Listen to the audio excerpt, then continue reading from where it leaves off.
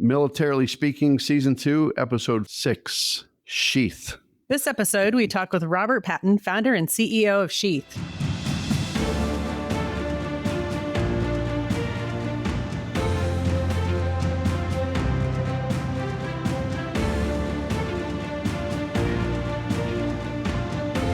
Welcome to Militarily Speaking, brought to you by Armed Forces Bank. This is Tom McLean and Jodi Vickery. I'm the military retail executive for the company, and Jodi, newly installed a year ago as the chief digital officer for our bank.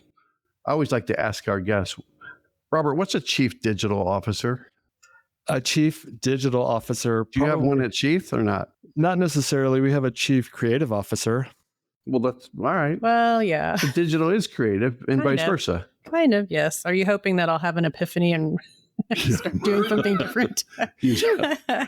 Again, welcome to our show. We're excited to have you listening and learning all about our guest, Robert Patton. Welcome to the show, Robert. Thank you.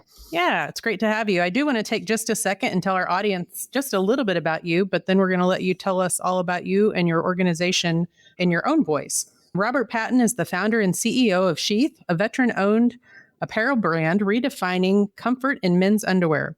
A former U.S. Army soldier turned entrepreneur, Robert developed the concept for Sheath while serving in Iraq, driven by a personal need for performance-based comfort in extreme conditions. Thank you for your service. Yes, most definitely, most importantly.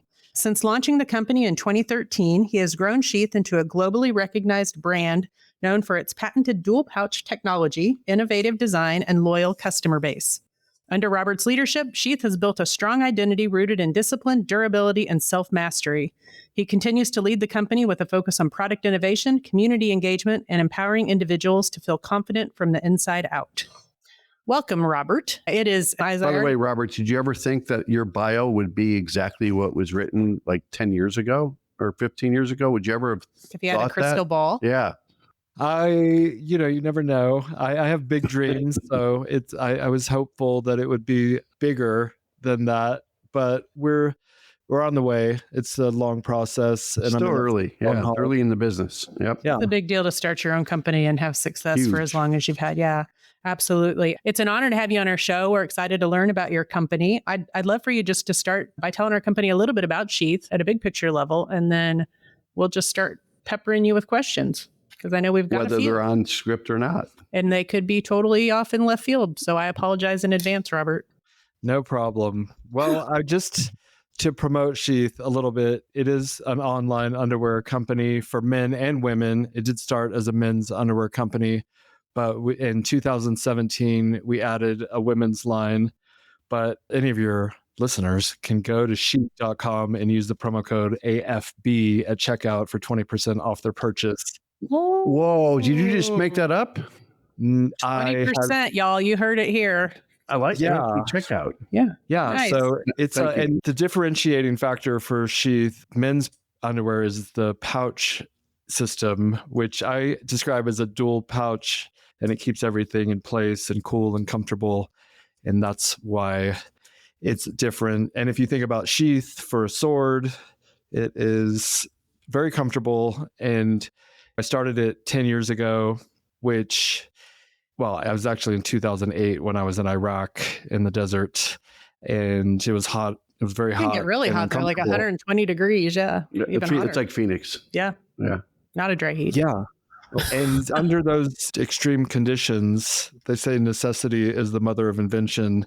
And I was very uncomfortable and just had this epiphany that if the underwear had a pouch on the inside, and keep things from like chafing. And, in the Army, a lot of them would use this Gold Bond powder to keep things like a baby fresh in the diaper type thing. And that worked. And you could actually use that in conjunction with the pouch, but you don't really need the powder anymore with the pouch because it just keeps things cooler and more comfortable. Very good. So that's Sheath. I think as we go through these litany of questions too, we are going to talk about just what it's like being a business owner, what it was like in your military career, and making that transition, the challenges, the obstacles, the best practices. So we look forward to focusing from our audience perspective too, is I think they can learn a lot from you because you might have written the playbook for the things to do, things to sidestep, maybe, and the things for which to look out, if you will, when it comes to putting something in place that works. And again, I think it's kind of come as you go, right? When it comes to doing a business, it's never clean, it's never straightforward.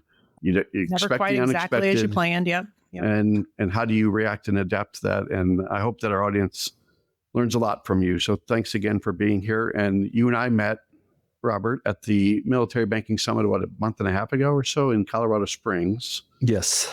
You graciously served on a panel with us to help other veterans and military spouses that want to get into the spirit of owning a new business or starting a new business. And my first question to you to get us started is when did you first know that you wanted to do this? We alluded to that earlier in the conversation, but like 10 years ago, would you ever have envisioned this? But when did you start saying, beside fulfilling a need, when did you think you wanted to do this after you got out of the military?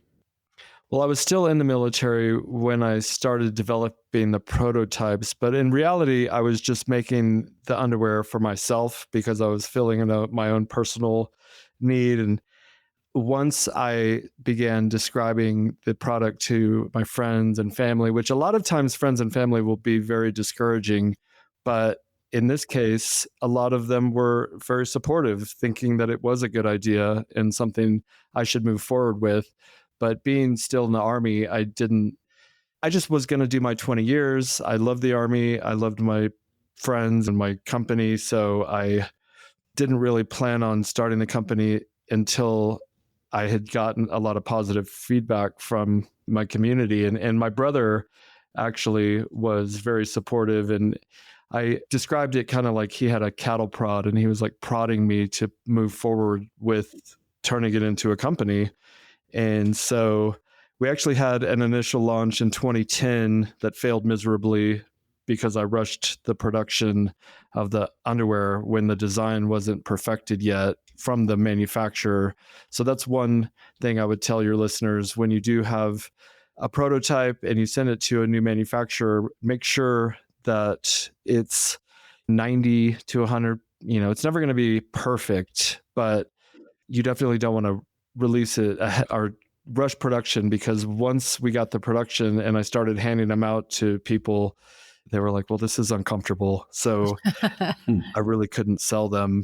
And that set me back like 3 years. So during that whole process, we were in business, and I was still selling them, I guess, if you will, because people still like the concept, and some people liked that design, but I didn't. And so I actually when I got out of the Army, I started going back to school, but I also went to work for a tailor to help me modify the design and then ultimately resubmit a new sample to a new company that people are far more pleased with today. I think that's kind of cool that your story, it probably wasn't cool time for you, but I think the fact that you went through that cycle and had to rethink and had that, I'll say, failure experience, to use your word, probably brought you out the other side stronger for it as an entrepreneur. It actually he went into the tailor business. He got paid probably doing that. And he was learning the craft, if you will, learning the trade or getting some insight on how to improve your product. Is your brother younger or older than you, Robert? It was my younger brother. I do have an older brother, but who was quite discouraging, actually. He was like, this is a bad idea. Well, he was mad that he wasn't doing it. That's the problem, right? I think in retrospect, probably. He was jealous. Yep. Yeah. So on average, the brothers were supporting. Right. Right down the middle. It was a wash. Right down the middle. What lessons do you think you carried from your military career into now your entrepreneur journey to help you be a business leader and to stick through some of what you just described? Well, in the military, you have a mission and you maybe don't have the best guidance going into a mission, but you know that you have to complete the mission and you figure out what you need to do along the way. Although there is plenty of training in the military. So I went to leadership schools and I got like air assault wings, and I just really, Oh, right. I overcame a lot of challenges and they put you through the ringer when you're going through these trainings and a lot of people don't even complete the training. In terms of air assault school, 50% of the class was eliminated before graduation. And I was able to overcome that challenge. And I did that in every area of the Army. I really loved how they pushed you further than you thought you could go. I know in basic training, I was the number one in physical fitness. I Awesome. beat the entire battalion in the physical fitness challenge in basic training, which I'm not physically gifted. I'm not terribly athletic, but I have this heart and will that overcame anything they put in front of me, essentially. And just learning that I was capable, and amongst my peers, I was able to be competitive and even beat them all. I never really won anything major in my life.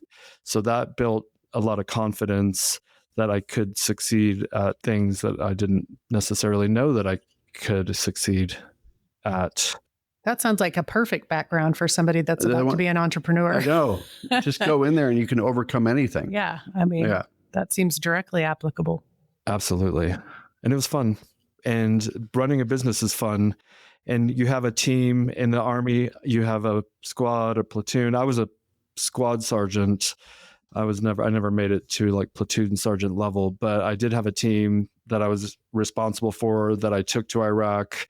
We completed our mission, came back, and I just learned a lot about leadership and leading from the front, not necessarily barking orders. I get down in there with my team and work with them to show them that I'm not any better than them, and I'm willing to work with them, but also give them what they need to perform their job, which is what a sergeant did in the Army. I was always taking care of my soldiers, and that's how I look at my team. They're my soldiers, and I am the captain or the general, but I'm not too above them to like mop the floors, or when we receive a shipment, I'm in there helping break down boxes and put them in the bins or whatever needs to be done. Especially as a beginning entrepreneur, I mean, you're doing everything. So from the very beginning, we would go to the warehouse and receive the shipment and take it back to our house. We started, when we relaunched in 2013, after that 3-year break, it was me, my younger brother, and a group of friends living in a house. And we put the inventory in my closet. That's how little inventory we had. And then it moved to the garage, but then we had to like expand that into the living room. And then ultimately we outgrew the house and we took it to a third-party logistics warehouse and if people don't know what that is, it's just a company that ships out orders for multiple other online retail sellers. But that can be a downfall. And ultimately it did become an issue during COVID because it was a non-essential business. And so they weren't showing up to the warehouse to ship our orders. And that was very challenging. We had orders that were 30 days old, but we were flexible. I just had them ship all of our inventory to my new house and not really remembering the scale. And we had grown so much by then. It was kind of absurd to do what we did, but we were doing it out of my basement here in Woodland Park, Colorado for about 2 or 3 months before we decided to just rent a warehouse. But now we have control over our orders, and when customer service issues come in, which is typically, I forgot to put in an apartment number or I ordered the wrong size, we have the immediate ability to adjust the address or change the order to the correct size, where with these third-party logistics, if the order comes in, it's going out as is, and you got to kind of deal with it afterwards. And so you're shipping out 2 orders and it's just not ideal. Yeah. Wow. We should have a whole question about what are the growing pains of starting a business, but we're kind of tackling some of those things too. Yeah, that's a great story. Let's talk more about the connection that you have with the military and how it translates to businesses, right? And you think about the composition of your team. You kind of kept it, Robert, you kept it kind of intimate in between just a few family members, friends. Yep. What's the composition of your team now, and what kind of people do you like to recruit or hire to build that team around you? Is it going to be someone like we do here at Armed Forces Bank, where 80% of our staff has a military connection on the retail side of our banking business? Or what kind of experience, background, and org structure would you encourage our listeners to put in place, and how do you cadence it over time? That was a lot to absorb in that question. That didn't match what was written on the paper, but No, I'm with you. I think you got me. Yeah. Yeah, Tom, I got you. Robert, Tom thank speaks you. in run-ons. It's just like my company is comprised of a lot, like you said, friends and family, which a lot of people don't suggest doing. But when you're starting a business, you need people that are willing to either work for free or work for very cheap.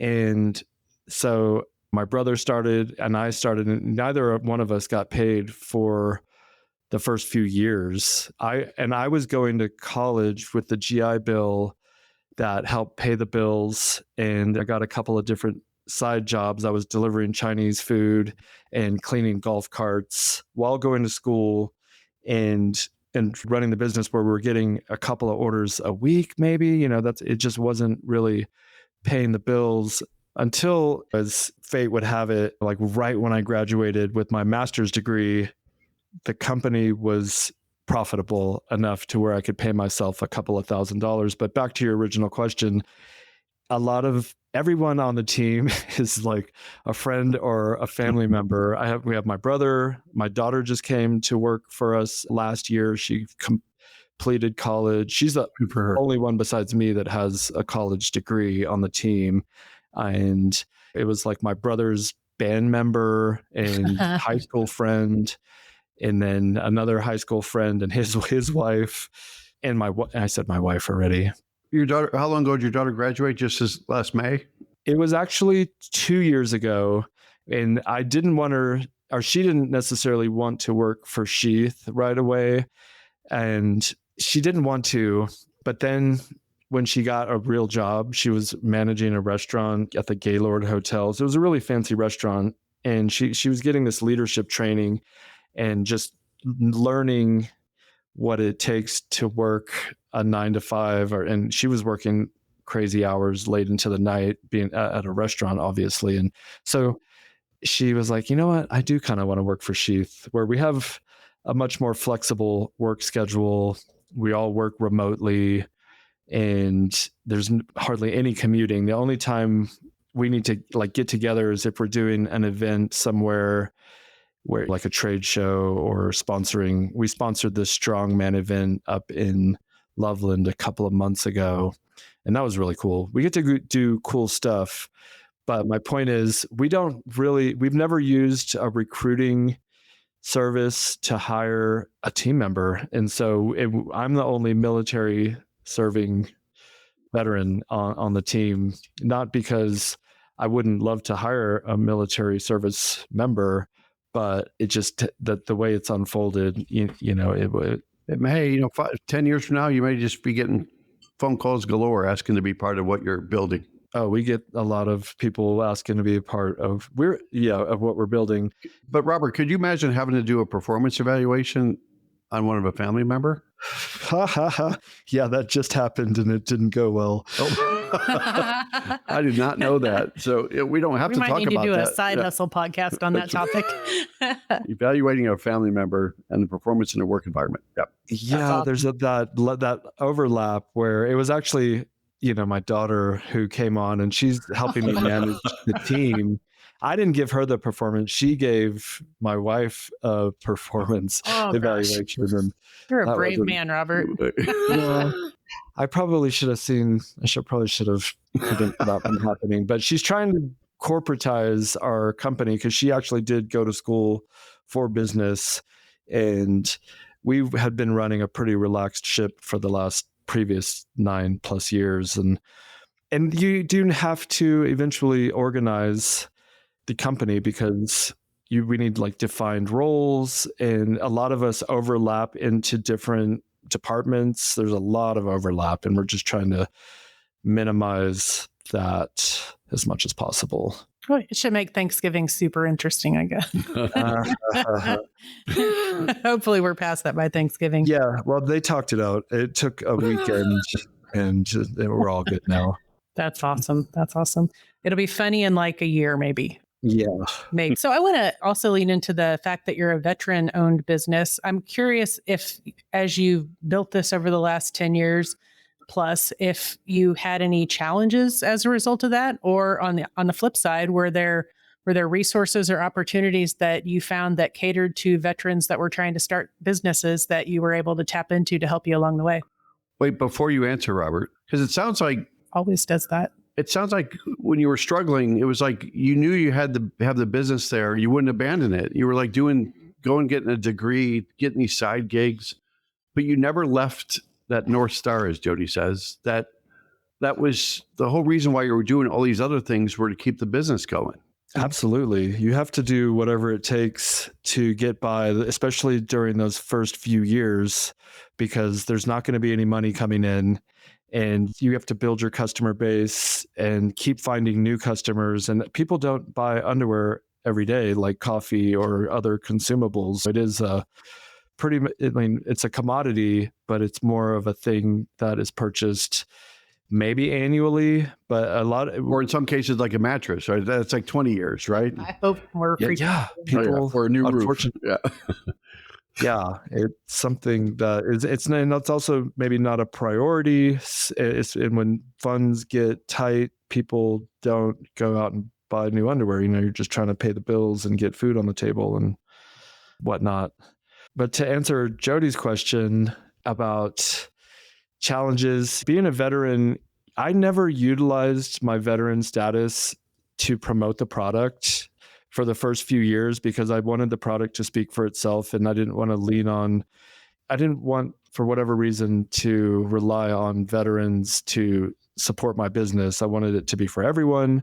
But as time went on, I would tell my story to various people when they were like, you need to add that into your like sales pitch, because people love a story. They don't just want to purchase a product from a corporate office in New York City. They want something to just a little bit more than just a product, so they can identify with it or feel like they're a part of something and bigger than just buying underwear at the mall. And I think that's right. All the successful salespeople I've ever run across, they always are great storytellers. Yeah, for sure. Yes. Yeah. And I could do better, but that's why I do podcasts, because I do like to tell the story, and I'm always trying to improve my storytelling ability. But back to leadership and back to sort of those, what's behind the curtain, right? As far as resources, you talked about your leadership training. You talked about the education and being in combat and being part of a leadership role in the military. But for those that might not have been in a leadership role or got some of the skills and experience you got that are getting out of the military, are there programs, resources, organizations, you name it? I know you've talked with Brandon Eldridge, and there's certainly VBOCs that are around the country that are good resources out there that Joe Regan is part of that out in Colorado Springs. But if you didn't know about those organizations, what's some advice or guidance you would give to the people listening to this that want to start a business? That where do I go? Do I go to Starting a Business 101? Do I go to Barnes and Noble and look for a book on how to start a business? What did you do? Because you seem pretty passionate about doing this. Well, what I did was I went to school. So if you're getting out of the military and you want to start a company, the best thing you can do is go to school while you're starting the company.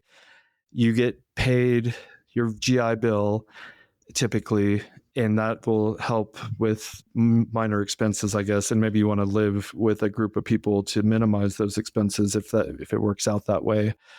So, and I went to school for my bachelor's degree. I got a degree in organizational development, and then went straight into my master's degree, got a master's degree in business. And all the while I was running the business, applying the lessons that I learned from my education directly to Sheath.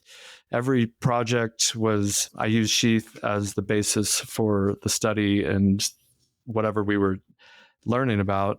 But if maybe you've exhausted your GI Bill or don't have time to do that, you can go to the Small Business Association, which I did also when I first started Sheath. But at the time, it was around 2010, nobody knew how to start an online underwear company. As a military spouse, I understand how unpredictable life can be. Whether it's a PCS move or just everyday expenses, money can be tight. That's why it's so important to have a checking account that works for you. Armed Forces Bank offers our Access Freedom checking accounts designed with military families in mind. If you're looking for no monthly fees, early military pay, and no fee access to over 38,000 ATMs nationwide, we've got you covered. Plus, with our user-friendly mobile app, managing your money is a breeze, no matter where you're stationed. And with about 75% of our team affiliated with the military, Armed Forces Bank really understands the challenges faced by the military and their families. We've been supporting military families for over 100 years, so you know we'll always have your back. If you're ready for a checking account that's as flexible as you are, head over to afbank.com or visit a branch near you. Armed Forces Bank, serving those who serve. Member FDIC, $25 opening deposit and e-statements required. Direct deposit required for early military pay. Closing new accounts within 90 days of opening will result in a $25 early closure fee. Message and data rates charged by your mobile phone carrier may apply. So they didn't really have the best advice other than write a business plan. And of course, they said they would help, but I just ended up doing it myself. And a couple other things, everything is online now. So times are way different. You can chat GPT how to start a business. You can go, YouTube has everything under the sun and related to starting a business. In terms of getting funding, Kickstarter was an option that I used, which is a crowdfunding platform that also has a built-in customer base, because once you are successful with your crowdfunding campaign, those people are there to kind of support you along the way and help tell new customers or refer friends, or at least be returning customers. I do want to fast forward to that, though, to a question we're going to ask later, but I'm going to ask it now. About, you went to the SBA to sort of help you write a business plan. Did you go to SBA for financing? When we talked about this in Colorado, you talked about these different creative ways of sort of financing. You never want to get over your head in debt when you start a business, and you seem to have a little bit of a cushion, and you did it thoughtfully. But let's talk about, did the SBA step up and help for a startup loan for you, or are you just going to a point where you're using these sources like you and I talked about that I want you to share with our audience? I did not utilize any loan opportunities through SBA. I don't think we got to or that. From a bank, right? You didn't go to a bank for money, right? No banks, no angel investors. Because I had $5,000 to start the first production, and you don't need to purchase 30,000 pairs, which is what we do every month now. That first 1,000 pairs lasted me 3 years. And then once we were successful with the Kickstarter campaign, we started selling probably 1,000. It was probably 1,000 pairs a year, and then 2,000 pairs the next year. But we doubled every year, but it's still a slow process. You're not going to, make it overnight. And unless you do take out loans, if you do want to increase the rapidness of your growth, you would need funding, absolutely. But it puts you behind the gun, and you owe someone else money. And if you don't make the revenue, then essentially, I think you just go out of business, or I'm not sure how that works because I didn't put myself in that position. But if you're going to take out a loan, you need to have a solid plan and customers already in place, or something to that effect, because you'll only have a certain runway. If you get $50,000, it's not going to go very far. If you get 100,000, it's not going to go very far if you're not generating revenue to pay those loan payments back, which I think it's intimidating to me. And I have taken loans since starting. I think we took a loan back in 2017, and I took a couple last year and the year before because we are at a point where we want to grow. And but Robert, you got creative like with Shopify and credit cards, right? Where you maybe I'm speaking out of turn, but no, absolutely credit card side. But and then I also throw out there that didn't you try to go to Shark Tank and you on the show? Didn't you do that? I did. Yeah, I went to Shark Tank twice. The first time I went, I did not even get a call back. That was in 2013 after the initial Kickstarter. And then I went back in 2017 and I actually got a call back, which means now you have to make a video further explaining your product. Because the first time you walk into a studio and there's 1,000 other people auditioning and you pitch your product to some guy in an office. And if that goes well, you get the call back where then you make like a video campaign for your product to sell it. And then that's as far as I got to on the second try. And we're just at a level now where I think it would be kind of weird to go into Shark Tank. And I would really only go for the publicity aspect of it. But who watches TV anymore? I'm sure some people do, but we're past that, I think, at this point. But I did try and failed, I guess you could say. But talk about those creative financing things that you did, because you didn't do the traditional route where you get a standard amortizing loan or a line of credit through the SBA. You just sort of bobbed and weaved, if you will, and saw things come your way and took advantage of opportunities to get some money. Correct. And if you're selling on Amazon or Shopify and they can see the analytics, they can see how much money you're generating each month, they will start offering you loans based on your daily revenue.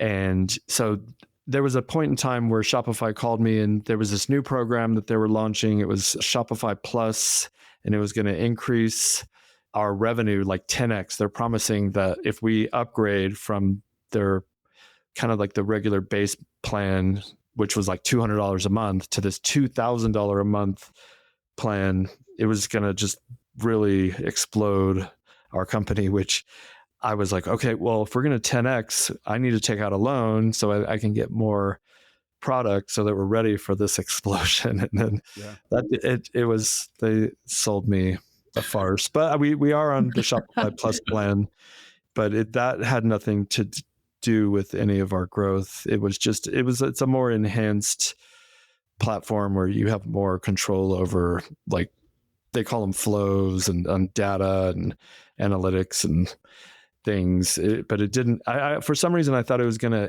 increase our customer base, but it didn't. It didn't really do anything. And that's a good point, though. It seems like you're in the slow and steady growth mode. You're okay with that, and you're trying to manage growth so it doesn't explode to implode. Right. But how are you getting the word out there? How are you marketing? What are the things you're doing that, beside a podcast with Tom and the great Jodi, reaches millions? It'll reach millions. But what are ways that you're doing that or getting out there? Or it's a very competitive landscape out there in this business, even though yours is a unique offer and a unique product that you're putting out there. Well, there's a lot of noise out there. People out marketing each other, out shouting each other. Go into a Walmart, you can see that. You don't know where to look. But when it comes to you're sort of a niche business, right? And so how are you growing? How are you maximizing opportunities to get the word out there? I call it gambling. Because you like advertising, they say that 50% of advertising is worthless, but the problem is you don't really know which 50% which half is not working. But now when you're marketing online, especially through YouTube, which I highly recommend as like the number one platform for marketing a product, to me, TikTok is apparently becoming a new channel that people trust and use, like the millennials and Gen Zers. Are you using it? We're on TikTok, but we haven't really set it up to maximize the potential. There's this company we're working with right now that is like promising this huge growth, and they're showing us, it's like a tried and true method, and the way they do it, because they create the content, and I'm thinking about doing it because they're offering us 100% money back guarantee on the first month if it doesn't work. If we don't hit the numbers, then we don't pay anything, which is something I wish more content creators would do. But a lot of times you have to pay for what's called a CPM, which is cost per 1,000 viewers. So if you pay, and typically it's like $20 per 1,000 viewers. I like to be more in the $10 range, but people are asking for extreme absorbent, insane amounts of money. I mean, $25,000 for an ad read on a podcast, or even more in certain instances. But we started with podcasts, and we started with comedy podcasts because I felt like there was a barrier of resistance from potential customers to try a new product when their underwear was working fine in their own mind, right? Yeah. And so what is this pouch underwear? You have a pouch in your underwear. What are you putting something in there? What are you doing with the pouch? Well, through comedy, you can break through barriers of resistance. And that really helped. And this was back in 2012 when podcasts were still relatively new. I was just a fan myself of Joe Rogan, of course, but my dad used to listen to talk radio when I was growing up, and we would ride in the car and we'd always be listening to, sorry everyone, Rush Limbaugh or the various other AM radio hosts. But I had so when podcasts came out, I started listening to them and felt like that would be a good way to promote your product, because you're in their ear. They're in the listener's ear, and you trust these people. You listen to them for hours every day. And so you will trust their word when they're promoting a product, or maybe you just want to support their podcast and their sponsors. So started with podcasts, and eventually we got into fighters, which UFC fighters, because they represent something that it takes extreme discipline, effort, dedication, focus, and there's nothing scarier than getting into a cage in your underwear and fighting someone. There's lots of scary things wrapped up in that one statement you just made. And they would be good, basically models or just endorsers of our product. And if a that's what sells, right? Endorsements and image and everything else around it. Yeah. So then we did fighters, which then and then podcasts started bleeding over into YouTube, and we started sponsoring YouTube channels. And now that there's YouTube creators that are solely on YouTube, and so that I feel has the best tracking. And there's a link, because for podcasts, there might be a link in the description, but if you're watching YouTube, there's a link in the description, but you can click it right there. If you're listening to something, you might not want to open your phone right away and click on the link. So we've tried radio. It didn't really do very much for us. And we're looking into television, because now things are more, you have Peacock and Hulu and ESPN and even Netflix and Amazon, they all have ads now, and people are watching them. But the CPM rate for those are like $40, and we're profitable closer to $13, and we pay more sometimes if the channel has just a huge viewership. And the cool thing about YouTube also is we sponsored a video last year from this guy called the Fat Electrician, and we paid for the video to get 1 million views, and it did. But a year later, it's got 4 million views. So people are still watching this content. If it's evergreen, that's what you want. And this guy talks about historical events, whereas we sponsor another guy, The Quartering, and he just does the daily news, so once that video's been watched, people aren't necessarily going to go back and watch it a year later. Yeah, that makes sense. I can say, though, that the TikTok thing, my child sends me links all the time from TikTok to buy. My family does too. Sometimes interesting things, sometimes the most stupid thing you ever heard of, but she saw it on TikTok. She wants to buy it. As long as they're 15, 20 seconds, they'll keep your attention. Yeah. Anything beyond that, forget it. Yeah, it was the last thing was some T-shirt about "Call Me Ranch" because I be dressing or something. I don't know, but it showed up and she's thrilled. So, by the way, did you hear Robert mention the Joe Rogan podcast? Yeah, the number 2 podcast in the country behind us. Oh yeah, so, I hadn't seen that newsflash. So good job, Robert. That wasn't a very sincere laugh from Robert. I think so Robert's saying that Robert knows better. Yeah. So kind of a pie in the your story one is fascinating, and I think you could go and teach classes honestly on how to stick through the thick and the thin of. And he had to go through it though. He probably wants everyone else to go through what he had to go through. Well, but I mean to hear that you can go through it and come out the other side being successful. Yeah, I think that would cause people to listen as you were trying to teach them some of those principles. But kind of get your crystal ball out, if you would, and what does this look like 5 years from now, 10 years from now?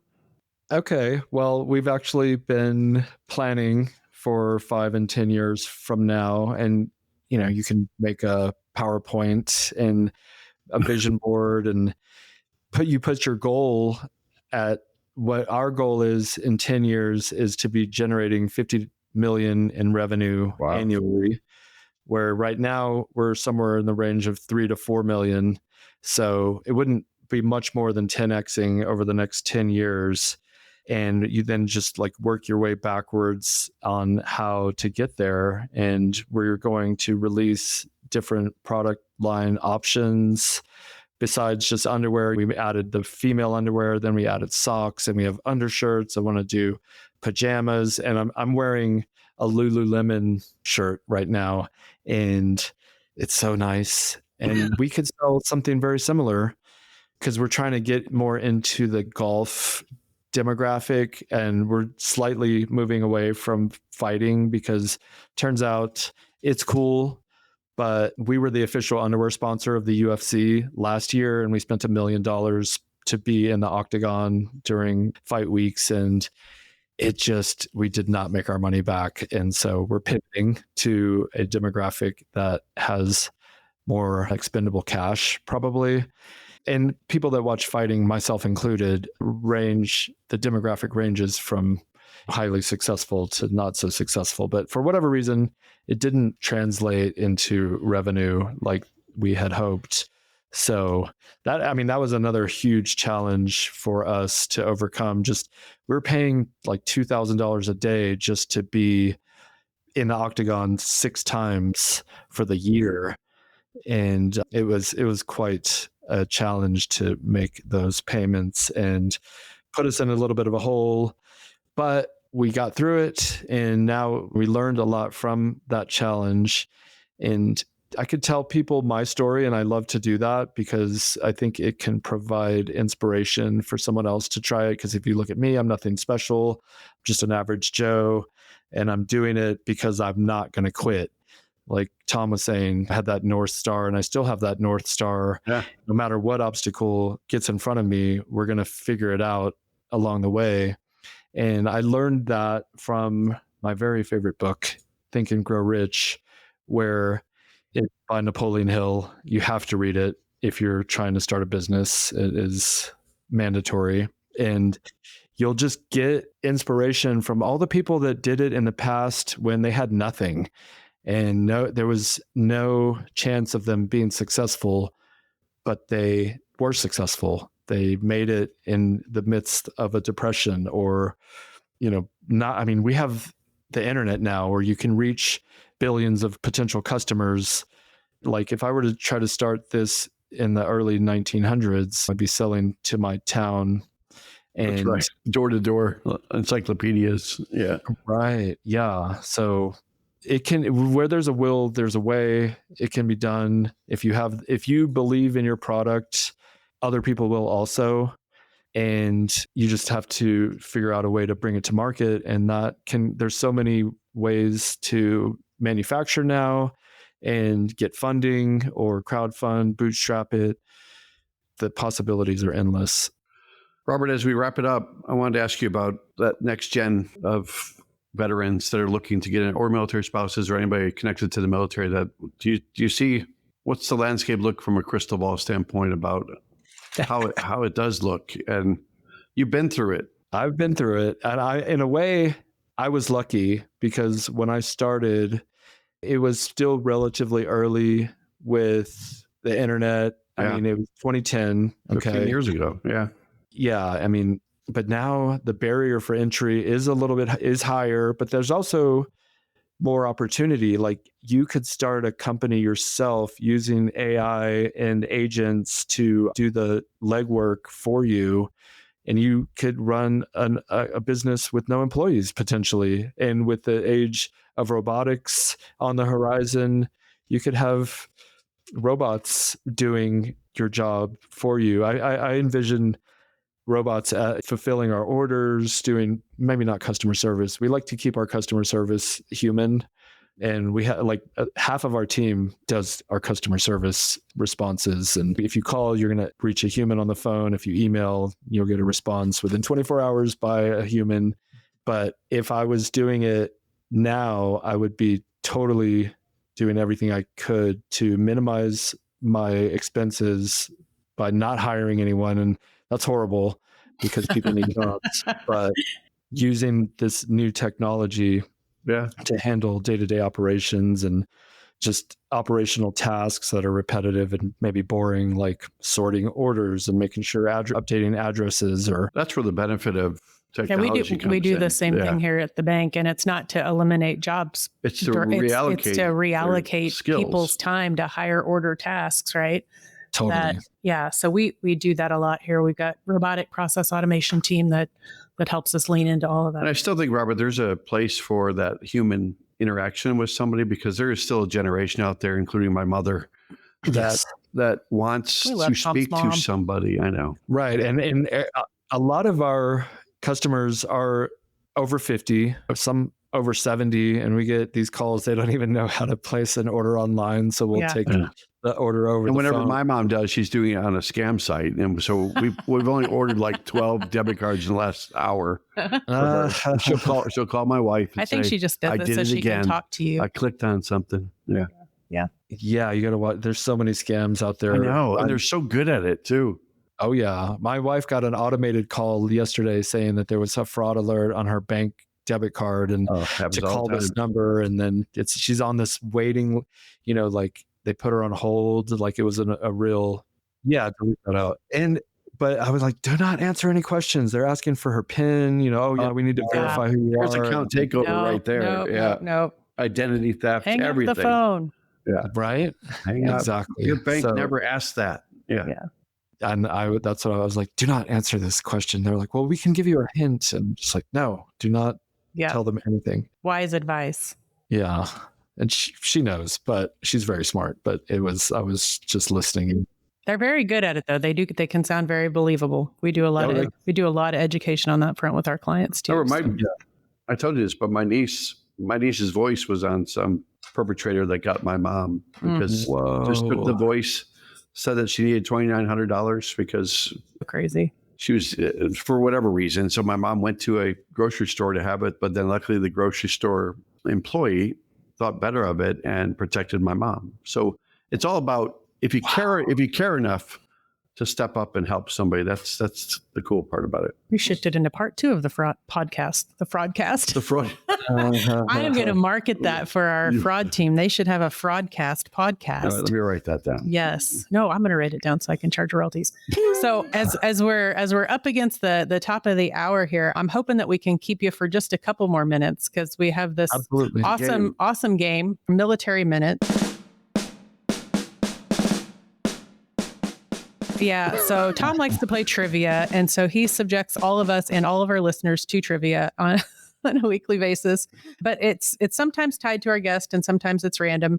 But last week's podcast, our Military Minute, the name of our super fun game, takes us to a question about a famous Heather in military history. If you happen to randomly know this, you're welcome to answer, and I would maybe fall out of my chair if you did. There's no way Robert's going to know. But Nobody will really know unless our you guest Google name it. was Heather, so Yeah. that's why this was somewhat relevant. What is the last name of the famous Heather known for her heroic actions on 9/11 as an Air Force pilot when she flew to intercept United Flight 93? Heather Brockstone. I think it's awesome was that you wagered a confidence. guess, but I'm going to say, you're wrong. but good job being a good sport. But if our audience, as they listened last time, are handy at Googling things, if you answered Heather Penny in our comment section, watch for your name to be dropped as the lucky winner of $50 for you and $50 for a charity of your choice. You could use that $50 to go to the site here Sheath. and buy Sheath. Yeah. We haven't mentioned that yet. Your You site mentioned it earlier, but what's the right website? sheathunderwear.com? Yeah. Is that right? You can go to Sheath Underwear or we bought sheath.com Okay. a couple years ago for $30,000 because we wanted to have sheath.com in the octagon instead of Sheath Underwear, which can get cumbersome with the letter. So sheath.com. Use promo code AFB for 20% off. And we have a 100% money back guarantee. So if you don't like it, you don't even have to send Awesome. Love your that. underwear back. Is it just AFB as the promo code? Yes, sir. Well, we'll have to drop that when we drop the podcast too. And I want to ask this week's Military Minute. You can't answer this one. You may know, but if you do, so don't answer because we're going to make our audience guess. This week's Military Minute takes us to a question about military uniforms. See how I tied that in? Yes. Mm-hmm. What you're always thinking, Tom. What are the three main categories of military uniforms? That's all I'm going to give you. There are three. And when this podcast drops, before you jump over to sheath.com and use your 20% discount, drop in your answer to that question. And if you're right, you too could be selected to win $50 for yourself and $50 for a charity of your choice. And you could go shopping on sheath.com. Don't answer, but just shake your head. Do you know the answer to that question? I mean, I know three off the top. I believe you said four. Three. Just three. Oh, three. Yeah, I know the three different. All right, don't say it. All right, Tom. All right. Thank you very much, Robert. And if you enjoyed today's episode, go out to afbank.com and subscribe to the show. You can rate us. You can leave us a comment about how much you enjoy Jodi's company on your favorite podcast platform like Apple Podcasts, Spotify, and I don't have to say YouTube because Robert said YouTube a lot today. Yeah. They can find us there too. They can find us there. We're everywhere. Everywhere. Weirdly. Robert. Thank you, Robert. Robert, well done. Thank you both. Your story is great. I appreciate you sharing it today. It's my pleasure. So you guys have a great rest of your day. Awesome. Thank you so much. Thanks, sir. Thank you. Bye. Bye-bye. Bye-bye.